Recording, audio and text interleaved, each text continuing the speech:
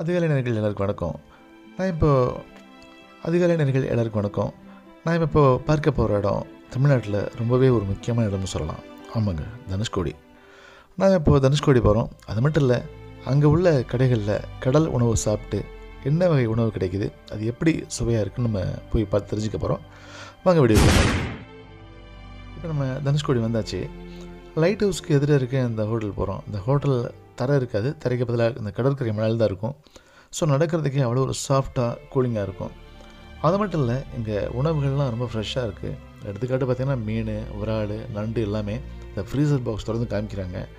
பச்சையாக ஃப்ரெஷ்ஷாக அப்படி இருக்குது. நம்ம எந்த மீனை காமிக்கிறோமோ அதை அப்போவே வெட்டுறாங்க, போய் நம்ம கண்ணு முன்னாடி வெட்டுறாங்க. வெட்டிட்டு நம்ம ஃப்ரை பண்ண சொல்கிறோமா, குழம்பு வைக்க சொல்கிறோமா, அதைப்படி அவங்க ப்ரிப்பேர் பண்ணி நம்ம இடையில வைக்கிறாங்க.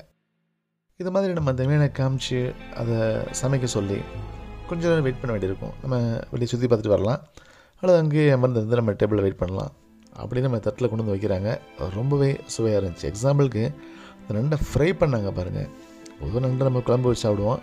அந்த நண்டை எங்கே ஃப்ரை பண்ணி தர்றாங்க, ரொம்பவே டிஃப்ரெண்ட்டாக இருந்துச்சு. நாங்கள் போனப்போ நண்டு ஃப்ரை வாங்கினோம், அது இறால் ஃப்ரை வாங்கினோம், அப்புறம் மீன் குழம்பு சோறு வாங்கினோம். அந்த மீன் குழம்பு சோறு வாங்கினோம் அப்படின்னா அதுலேயும் ஒரு பொரிச்ச மீன், குழம்பு மீன் வைக்கிறாங்க. நம்ம நண்டு ஃப்ரை, அப்புறம் விரால் ஃப்ரை எல்லாம் சொன்னோம், அதை நம்ம ப்ரிப்பேர் பண்ணி தர்றாங்க. ரொம்ப சுவையாக இருந்துச்சு. இன்னும் குறிப்பாக சொல்லணும் அப்படின்னா கொஞ்சம் உப்பும் புளிப்பும் அதிகமாக இருந்துச்சு அதில். இங்கே பாருங்கள், அது பொரிச்ச மீன் ரொம்ப நல்லா ஃப்ரை பண்ணி செம சூடாக ஃப்ரெஷ்ஷாக இருந்தது. அப்புறம் பாருங்கள் நண்டு.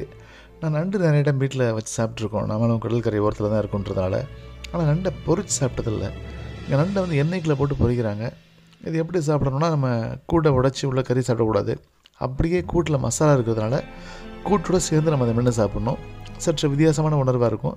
சுவையும் கொஞ்சம் வித்தியாசமாக இருக்கும். நம்ம சாப்பிடாத ஒரு சுவையாக இருக்குது. நான் இந்த தடவை போகும்பொழுது இந்த மீனுடைய முட்டை கிடைக்கல, அதாவது செனைன்னு சொல்லுவாங்க. அந்த மீனுடைய முட்டையை கொத்தாக எடுத்து அப்படியே அதில் மசாலா போட்டு புரட்டி தருவாங்க. செம்ம டேஸ்ட்டாக இருக்கும். இந்த மாதிரி போகும்பொழுது கேட்டேன், அந்த மாதிரி வகை நம்மள்கிட்ட இல்லைன்னாங்க. ஸோ தினமும் என்ன மீன் பிடிபடுதோ அதானே இருக்கும். ஸோ நம்ம கேட்டோன்னா ஒரு சில மீன்கள் கிடைக்காம போகவும் வாய்ப்பு இருக்குது.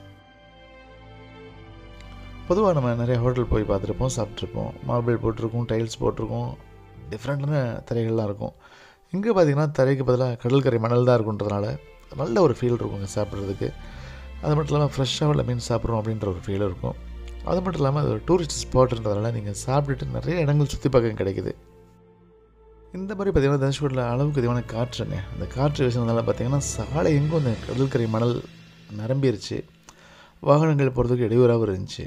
அது மட்டும் இல்லாமல் சாலைகள் நம்ம நடந்தாலும் கூட நம்மளுடைய பாதம் பதிகிற அளவுக்கு அதிகமான ஒரு மணல் பரப்பு பரவி இருந்துச்சு. இது மாதிரி பாருங்கள், கயிறை வச்சு கட்டியிருக்காங்க. அந்த சாலைகளில் அந்த மணல் வரக்கூடாதுன்னு கல் அடுக்கி, இந்த கல்லும் சரியக்கூடாதுன்னு கயிறெலாம் வச்சு கட்டியிருக்காங்க. அதுக்கு மேலேயும் மணல் பறந்து வரதான் செய்யுது. என்ன அதிகாலை தமிழ் நேயர்களே, இந்த வீடியோ பார்த்துருப்பீங்க. இந்த வீடியோ உங்களுக்கு ரொம்ப பிடிச்சிருக்கும். இன்னும் அழகான இடங்களில் உங்களை அடுத்து சந்திக்கிறேன்.